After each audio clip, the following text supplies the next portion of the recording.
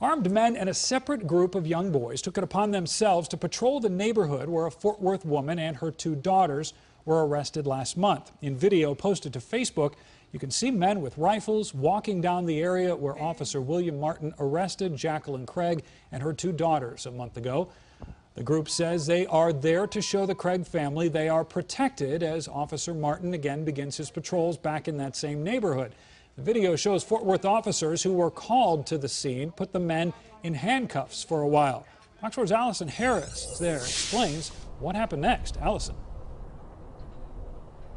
Brandon, we don't know who these people are, and neither did Jacqueline Craig. They are two separate groups, one several armed men, another group of young children led by at least one man. Neighbors were completely caught off guard by this, some feeling threatened.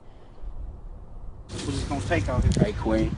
Armed men, two or three of them carrying assault rifles, patrolled the streets of a Fort Worth neighborhood Saturday. A group of about 20 young people who showed up in a bus, children and teens learning self-defense, prepared to defend Jacqueline Craig, the Fort Worth mother who called 911 last month to report a neighbor had choked her 7-year-old son.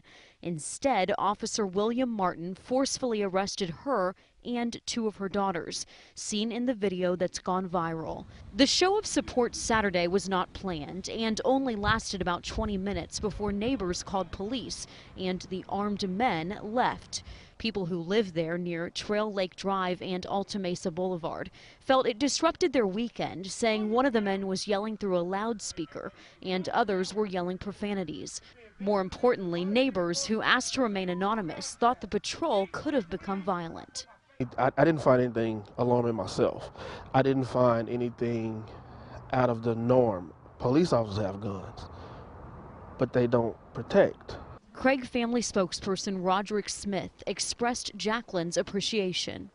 She said it meant a lot to have complete strangers come and try to protect her when the individuals that she paid, which is the Fort Worth Police Department, failed to do so. Smith believes this patrol would never have happened if Officer Martin, who was suspended for 10 days without pay, were not being reassigned to the same part of the community, including Jacqueline Craig's own neighborhood.